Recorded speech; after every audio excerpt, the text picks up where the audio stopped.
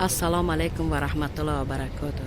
دوستان محترم، در شهر مدینه قرار داریم. نصیب باشد فردا طرف مکه سفر میکنیم و زیاد دوستان، زیاد نزدیکان خواهش کردن که همون منزل آخرت پیغمبر عزیزمون محمد صلی الله علیه و سلم رو، یعنی که به اونها من یعنی نوار گرفته یا صورت گرفته نشان دهم به مردمی که تشنه دیدار آن همین مسجد کلان محمد پیغمبر صلی الله علیه و سلم هستند. آنها نیز آرزوی حج آمدن دارند اما امکانیت آمدن ندارند.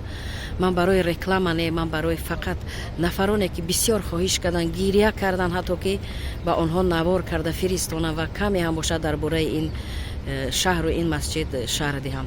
من همین رو گفتنیم که شهر مدینه رو در همین عربستان سعودی شهر محمد پیغمبر میگویند. انا همین مسجد کلانترینی که در شهر مدینه است این مسجد پیغمبر محمد صلی الله علیه و سلم است.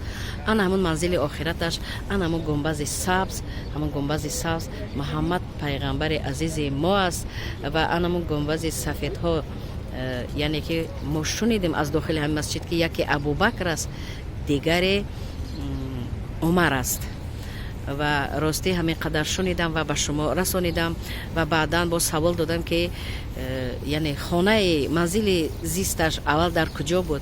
آنها گفتن که همینجا خانه زیست، یعنی جای استقامتی محمد پیغمبر عزیز ما بوده است، همینجا استقامت میکرده است. وقتی که وفات کرده است او را در همینجا به خاک سپردند و در نزدش انا همین ابوبکر رو یعنی عمر رو نیز در خاک سپردند. ببینید انا همین گنبدهای سفید کدامش ابوبکر است کدامش عمر است راستی نمیدونم، فقط میدونم که همینا یکی ابوبکر است یکی عمر است. و غیر این زیاد انسان ها خواهش التماس کردن در حق فرزندان آنها، عائله های آنها، گذشتگان آنها، یعنی دعا کنیم، دست دعا برداریم. داخل این مسجد 5 وقت نماز میخوانیم، در حق همه دعا میکنیم، شناس، خش و تبار، همسایه، نزدیکان، در حق همه عموم مسلمان های، یعنی که از مشرق تا مغرب دعا میکنیم مشکل همه آسان شود، خدا همه به آرزو هوسش برسد، اله آمین. و غیر این زیاد انسان ها خواهش کردن که یعنی که در حق نزدیکان آنها که در زندان هستند دعا کنیم. دعا نیز کردیم در حق آنها نیز در داخل مسجد، در حق همه دعا کردیم، در حق بیماران، معیوبان، مهاجران حتی التماس کردن، زاره کردن، دعا کردیم. خداوند دعای ما مستجاب شود. خداوند همه را نصیب گرداند که به این جایهای مقدس بزرگ آمده حج عمره و حج فرضی را ادا نمایند. من رکلام نه، من با خواهش انسان ها یعنی که در نوار گرفته به شما میفرستم، با التماس انسان هایی که بعضی ها گریستن که امکانیتی رفتن عموما نداریم و خواهش کردن.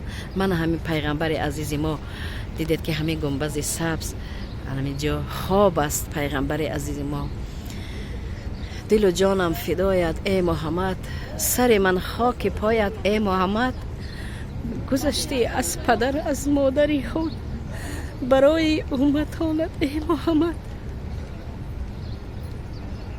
سلامت باشه دوستان. بینید اینجا از تمام دنیا زیارت میآید. نصیب باشد ما فردا سفر مکه داریم. امروز آخران روز ما است. به فکرم خفتن را میخونیم، از بامداد سفر میکنیم طرف مکه. در حق همه دعا میکنیم، در حق همه دست دعا میبرداریم داخل مسجد ها. خداوند مشکل جمله مؤمن و مسلمان آسان گردان، اله آمین.